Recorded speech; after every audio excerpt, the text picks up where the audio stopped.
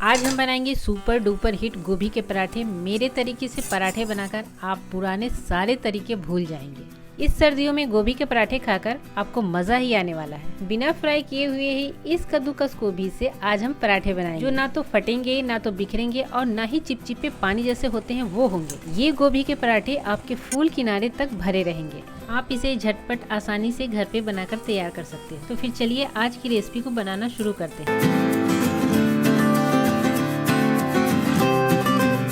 बनाने के लिए हमें चाहिए गोभी जो फ्रेश, हरे और ताज़े हों। आज की रेसिपी मैंने उन बच्चों को ध्यान में रखकर बनाया है जो घर से बाहर हॉस्टल में रहते हैं और बाहर का खाना खाने के लिए मजबूर हैं। तो इस रेसिपी को देखकर वो अपने हाथों से माँ के स्वाद जैसा ही गोभी का पराठा बनाकर तैयार कर सकते। यहाँ पे मैंने 500 ग्राम गोभी लिया था और इसे अच्छी तरह से वॉश करने के बाद इस तरह से कट कर लिया है। तो अब भी इसी तरह से कट कर लें और कीड़े वगैरह देख लें कि इसमें एक भी कीड़े वगैरह ना हो। और हाँ, एक नींबू भी हमें चाहिए तो वो भी जरूर लें। अब आपको एक मिक्सिंग बाउल लेना है और एक चॉपर। आपके पास जो भी चॉपर हो वो ले सकते हैं। आपको यहाँ पर ध्यान ये देना है कि बड़े वाले जो होल्स है वहीं पास आपको घिसना है और काटने टाइम जब गोभी काटो उस टाइम डंठल थोड़ा बड़ा रखो ताकि घिसने में आसानी हो। आप में से कितने व्यूवर्स ऐसे हैं जो गोभी का पराठा खाना पसंद करते हैं, हमें कमेंट जरूर करें। आपको मेरे वीडियो अच्छे लगते हो तो चैनल को सब्सक्राइब करने के बाद वीडियो को लाइक जरूर कर दें। अब बेल आइकन को जरूर क्लिक कर लें ताकि मेरे वीडियो की नोटिफिकेशन आपको जल्द से जल्द मिल जाए। सारी गोभी घिसने के बाद एक बार हाथों से जरूर चेक कर लो ताकि इसमें एक भी बड़ा वाला पार्ट ना हो, इससे गोभी के पराठे फट सकते हैं। जितना गोभी होगा उस हिसाब से आपको यहाँ पर नमक डालना है। हमने एक गोभी के लिए आधा चम्मच नमक डाला हुआ है। इसे अच्छी तरह से मिक्स करने के बाद ढककर अलग रख देना है। तो हमने इसे अलग रख दिया है। अब बाकी का अगला काम कर लेते हैं। पराठा बनाने के लिए हम यहाँ पे आटा थोड़ा अलग और डिफरेंट तरीके से बनाएंगे, तो आप यहाँ पे जरूर ध्यान दें। बड़े बड़े होटलों में, ढाबों पे आपने आलू का पराठा, गोभी का पराठा जरूर खाया होगा। वहाँ के पराठे बहुत ज्यादा सॉफ्टनेस और क्रिस्पीपन होते हैं। ऐसा वो लोग क्या करते हैं जिसकी वजह से उनके पराठे में बहुत ज़्यादा सोंधापन आता है। तो वही चीज़ आज हम अपनाएंगे। आपको 2 प्याले आटे में 2 चम्मच रिफाइंड तेल या फिर घी डालना है। इसे अच्छी तरह से मिक्स करना है जैसा कि आपने देखा, और आधा चम्मच नमक डालना है। इन सारी चीज़ों को अच्छी तरह से आप मिक्स कर लो और इसमें थोड़ा थोड़ा पानी डालकर ही गूंदना। जितना गूंद लो उसे किनारे कर दो, जैसा कि आप देख रहे हैं। ऐसा करने से आपका आटा गीला नहीं होगा। हमने यहाँ पे 1 गिलास पानी लिया था जिसमें से आधा पानी से भी थोड़ा सा कम बचा हुआ है। तो यानी 2 प्याले आटे में आपको 1 गिलास से कम पानी लगने वाला है। ऐसा आटा आपको चाहिए। इसके हर रेशा अभी रेशे रेशे दिख रहा है, ये भी जुड़ा है, सॉफ्ट नहीं हुआ। तो इसे हम थोड़ी देर के लिए अब इस आटे को बिना तेल से ग्रीस किए हुए 1 घंटा, आधा घंटा या फिर कम से कम 12 से 15 मिनट तो ढककर अलग रख देना है ताकि ये फूल सके। हमने गोभी को क्रश करने के बाद उसमें जो नमक डालकर रखा था उसने काफ़ी सारा पानी रिलीव कर चुका है। अब आपको इस स्टेज पे सूती कपड़ा, छन्नी या फिर किसी भी पतला सा कपड़ा लेना है और सारा का सारा गोभी को रखने के बाद उसमें इस तरह से सारा निचोड़ना है कि उसमें से एक भी पानी ना रहे, एक बूंद भी नहीं होना चाहिए, वरना हमारा जो गोभी का पराठा है वो फटने का बहुत चांस रहता है। तो इसमें नमी बिल्कुल भी नहीं होनी चाहिए, बस इस बात का आप खास ख्याल रखें। इस तरह जब आप गोभी में से सारा पानी निकालो तो उसे भी आप यूज़ कर सकते हो, आटा लगा सकते हो, सब्जी में डाल सकते हो। इसमें बहुत सारा विटामिन अभी भी मौजूद है। हमारी ये जो गोभी की स्टफिंग है ये पूरी तरह से ड्राई हो चुकी है, तो हम इसमें कुछ मसाले भी ऐड करेंगे। हमें यहाँ पर भूनकर कुटा हुआ 1 चम्मच, पूरे 1 चम्मच ही जीरा डालना है। जीरा ज़्यादा होगा तो टेस्ट भी अच्छा आएगा। और 1 चम्मच ड्राई रोस्ट काली मिर्च पाउडर। हमने यहाँ पे भूनकर कुटा हुआ धनिया पाउडर डाला है 1 चम्मच। इससे जो भी नमी होगी वो सारा का सारा एब्जॉर्ब कर लेगी और इसका स्वाद भी बहुत अच्छा आएगा। आधा चम्मच आप कलर के लिए हल्दी पाउडर डाल लें। तीखा आप अपने हिसाब से रखना। हमने यहाँ पे आधा चम्मच से भी कम लाल मिर्च पाउडर डाला है, जो फ्राई करके हमने रखा हुआ था कूट कर, वही डाला है। खटास के लिए आप यहाँ पे आमचूर पाउडर का इस्तेमाल कर सकते हो, बट हम यहाँ पे नींबू ऐड कर रहे हैं। इसकी एक साइंटिफिक रीज़न ये है, नींबू का रस डालने से या फिर नींबू को निचोड़ कर डालने से इसका कलर चेंज नहीं होता, इसीलिए हम यहाँ पे नींबू डाल रहे हैं। हमने यहाँ पे 1 कटा हुआ प्याज, 2 हरी मिर्च, 1 इंच अदरक का टुकड़ा और थोड़ा सा धनिया का पत्ता जो बारीक बारीक काट करके लिया है। इन सारी चीज़ों को हम यहीं पे डालेंगे।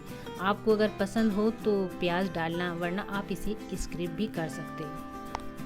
प्याज डालने से थोड़ा क्रंची क्रंची लगता है, इसका टेस्ट भी बढ़ जाता है, तो आप अगर खाते हो तो ज़रूर डालें। इतना सब डालने के बाद हमें इसे साइड रखना है और हमने जो आटा गूंद कर रखा था उसे देख लेते हैं। हमने जो आटे को गूंद कर रखा था उसमें बिना तेल का ग्रीस किए हुए है ये बहुत अच्छी तरह से सॉफ्ट हो चुका है। तो आप चाहो तो आटा जो सुबह का आटा हो उससे भी स्टफिंग कर सकते हो। शर्त यह है कि उस आटे में जो सुबह का आपका आटा है उसमें थोड़ा सा लचीलापन और सॉफ्टनेस होना चाहिए, तभी वो फीलिंग को एब्जॉर्ब कर पाएगी। हमने सारे आटे को छोटे छोटे लोई में कट कर लिया है। एक लोई को हाथों पे अच्छी तरह से चिकना कर लेना है। ये ट्रेडिशनल तरीका है, आप में से बहुत लोगों को आता होगा। आगे मैं और भी बताऊंगी, स्टफिंग के कई तरीके मैं आपको बताऊंगी, तो आप एक एक करके उसमें से जो पसंद हो वो बना सकते हो। इस तरह से जब आप बनाओ तो बीच का हिस्सा है उसे थोड़ा मोटा रखना है और ऊपर वाला थोड़ा पतला रखना है। स्टफिंग हम यहीं पे भरेंगे। तो नमक हमने अभी तक नहीं डाला था क्योंकि इसमें जो भी नमी है वो और भी नमी जैसा अंदर का जो भी सॉफ्टनेस है वो पानी की तरह लीव करेगा और गीला गीला सा हो जाएगा, इसलिए आपको स्टफिंग करने टाइम ही नमक डालना है। यहाँ पे आपको स्टफिंग ज़्यादा नहीं भरना है, फुल भर दोगे तो फिर वो फटेगी। तो यहाँ पर आपको आधा से थोड़ा सा ज़्यादा रख सकते हो। हाथों पे उठा के इसे अच्छी तरह से दबाते हुए रखना ताकि अच्छी तरह से स्टफ़ हो सके। स्टफ़ करने के बाद जो ऊपर का हिस्सा बच जाता है उसे उसमें आप सटा भी सकते हो या फिर हटा ही देना, क्योंकि वहाँ पास गुलठी गुलठी सा बन जाता है। इसे आप हाथों से उठाने के बाद चारों तरफ से अच्छी तरह से फैला देना ताकि स्टफिंग जो है फूल किनारे तक भर सके। इसे आप हल्के हाथों से नॉर्मल जैसा आप रोज़ रोटी बनाते हो उस तरह से बेल लेना, ये बिल्कुल भी नहीं फटेगा। तो इसे हम अलग रख देते हैं और दूसरा गोभी का पराठा बेलने की तैयारी कर लेते हैं। तो इसे हमने पिज़्ज़ा स्टाइल में, जैसा कि हमने एक वीडियो में पहले भी बताया हुआ है, उसका लिंक भी मैं इस डिस्क्रिप्शन बॉक्स में या फिर ऊपर में दे दूंगी, वहाँ पे आप जाके उसे भी देख सकते हो। ये वाला तो और भी ज़्यादा इजी है। आपको एक बड़ी सी रोटी पहले बेल लेनी है और स्टफिंग को बीच बीच अच्छी तरह से फैला लेना है। जितना आप भरना चाहो उतना इसमें भर सकते हो, ये तो बिल्कुल भी नहीं फटेगा। स्टफिंग डालने के बाद एक रोटी मैंने पहले से बेल कर रखी थी, वो छोटी हो कोई बात नहीं है, उसे ऊपर से इस तरह से उड़ा देना है और नीचे वाली रोटी को ऊपर की तरफ सटा देना है। जैसा कि आप देख पा रहे हो मैंने क्लियरली दिखाया है, तो इसे आप ध्यान से देखना और पानी की सहायता से इसे मोड़ देना ताकि स्टफिंग जो है बाहर की तरफ ना आए।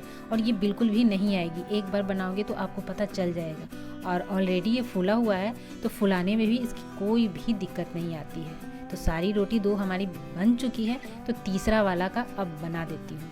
तो ये जो है एक रोटी बनाने के बाद इसकी स्टफिंग भी उसी तरह से बीचों बीच रखनी है, जैसा कि आप देख पा रहे हैं। और नॉर्मल जैसा हम पराठा 4 कोना वाला जो बनाते हैं बिल्कुल उसी तरह से मोड़ देना है। ये रोटी थोड़ी मोटी होती है, कोई बात नहीं, आप मोटी अगर खाते हो तो उस तरह से बनाना, या फिर पतली रोटी भी बना सकते हो उस तरह से पॉकेट की तरह आप बनाकर इसे बेल लेना। ये भी बहुत इजी तरीका है। तो इसमें से जो भी तरीका आपको पसंद आया है, इजी लग रहा हो, वो आप यूज़ कर सकते हो। तो सारा तैयारी हमारी हो चुकी है, तो अब चलते हैं गैस की तरफ। अब यहाँ पे आप फ्राई पैन देख के डरना मत, ये फ्राई पैन में भी बन जाता है और तवे पर भी आप इसे बना सकते हो। तो हमने यहाँ पे गैस ऑन रखा है और ये हमारा फ्राई पैन जो है गर्म हो चुका है।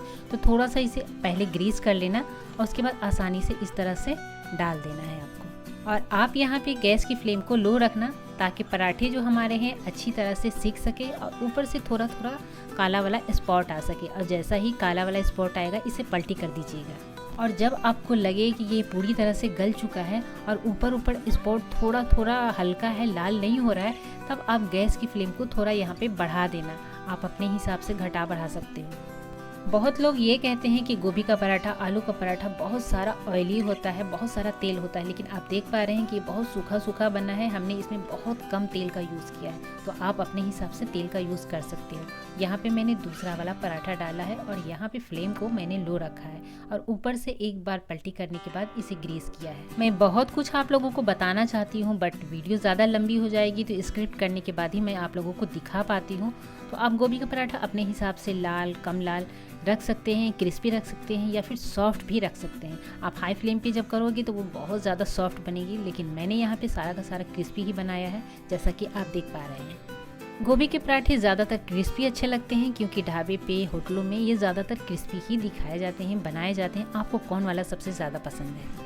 जब भी हमारी वीडियो बनकर तैयार होती है, लाइट को पता नहीं क्या हो जाता है, दिखाने टाइम ही लाइट चली जाती है। तो यहाँ पर भी हमारी लाइट चली गई थी, मैंने नॉर्मल लाइट में आपको दिखाया है, फिर भी बहुत ज़्यादा लजीज और दिखने में काफ़ी ज़्यादा अट्रैक्टिव बनकर तैयार हुआ था। तो आप इसी तरह से बनाओगे तो आपकी भी पराठे बहुत ज़्यादा अच्छे और टेस्टी बनकर तैयार होंगे। और इस तरह से जब स्टफिंग डालोगे तो किनारे, फुल किनारे तक तो भरे रहेंगे ही,